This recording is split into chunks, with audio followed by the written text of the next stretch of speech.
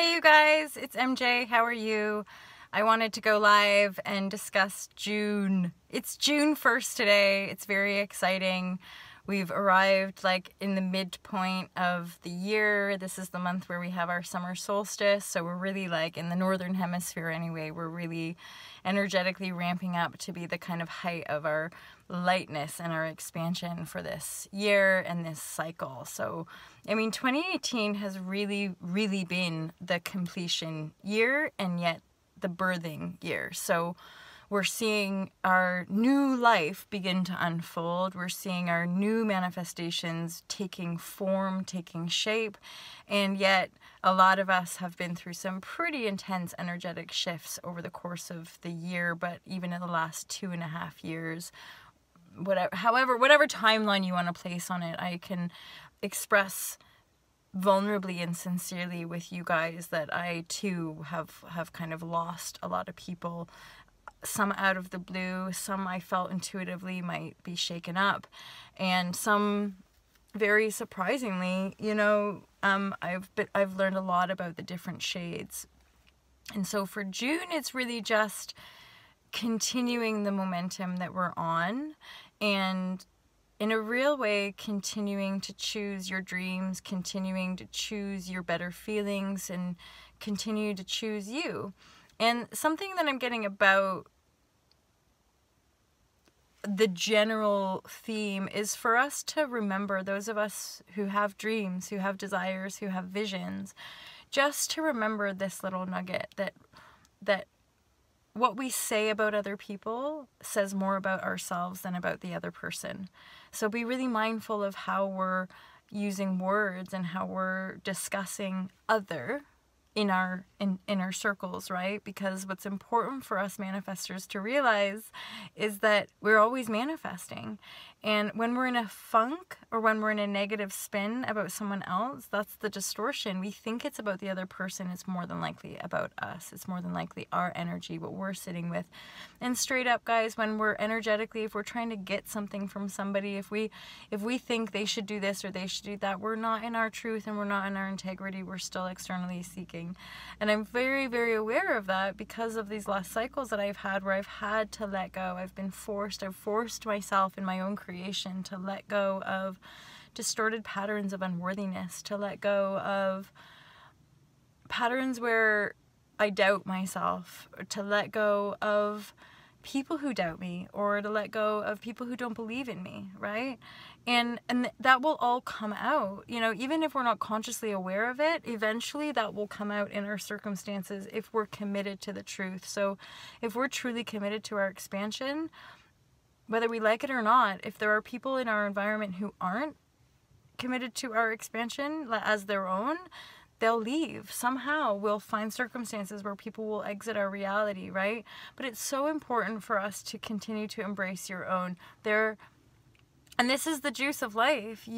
Every single aspect of your life is your own. All of it. And usually where people don't want to own their creation is because it feels icky.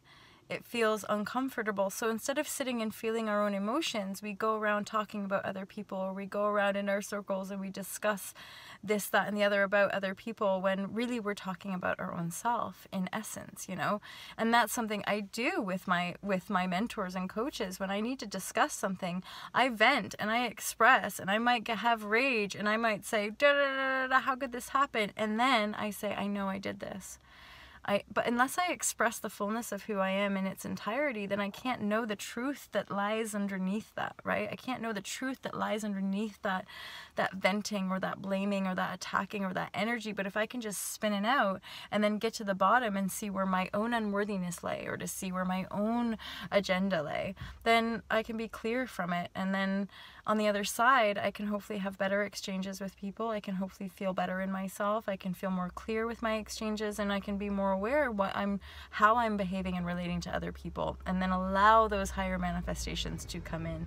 So June is really a continuation of these just the last couple months, because we were really seeing completion cycles right to the end of, well, actually I'd say right even into sort of March, April.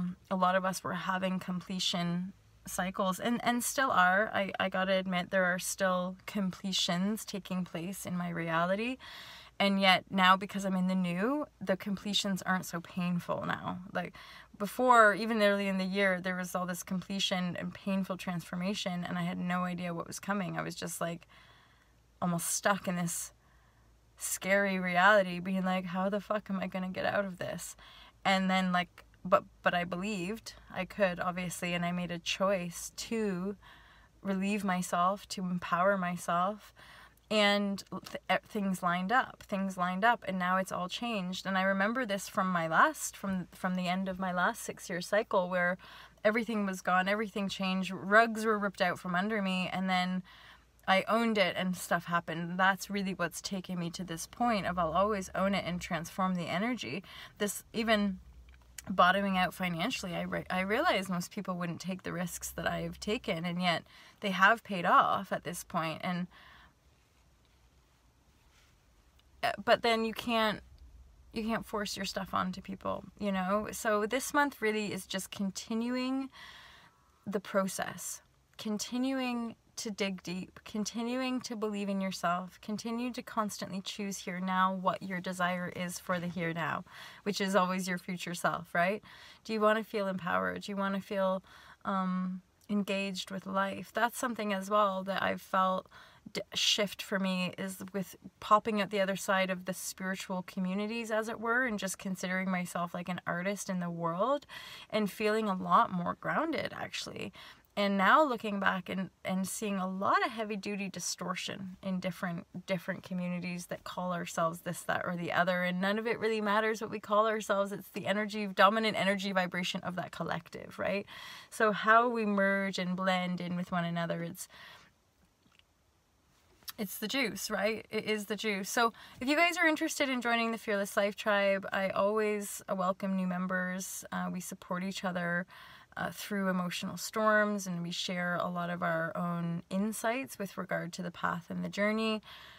You get discounts of one-to-one sessions with me, and there's always the potential of maybe working with All to Love, because we tend to only work with tribe members or people who are sitting with the material from the book, because that's what's worked with the evolution of All to Love, is that really it's us sort of being grounded in the method is what helps us communicate with integrity, clarity, vulnerability, and honesty. So I hope that was useful to you guys. June is just set to be a sunshine month with plenty of celebration, and at the same time groundedness, introspection, and really a month of taking stock. So a month where we can really take stock of how far we've come, and then planting seeds for the next 6-month cycle that's going to take us to the winter solstice, and intend to have lots of fun and lots of celebration and connection with people over these summer months, and moving with the momentum that you've already been creating from the last sort of probably since March, since the equinox in springtime. So taking that movement, taking that momentum into summer with you, and keeping the sense of groundedness and anchoring of your new frequencies and your new energies. And remember, it's all in you.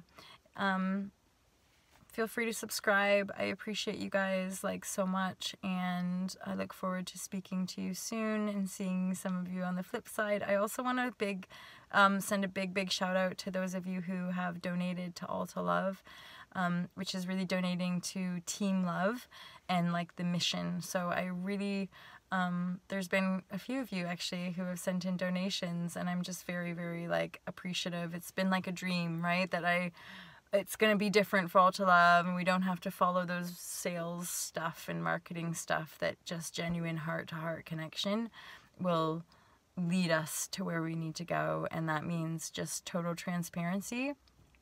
And of course, the intuition knows, knowing the truth. And then, whenever we're in that flow, people donate. We don't have to try to manipulate your mind to get you to give, because we give, and I'm going to continue to give. And it's from this benevolence that I receive lots of amazing gifts from you guys, and I'm just thankful. So have an awesome day. Om, peace, peace, peace. Love you guys. Take care. Bye.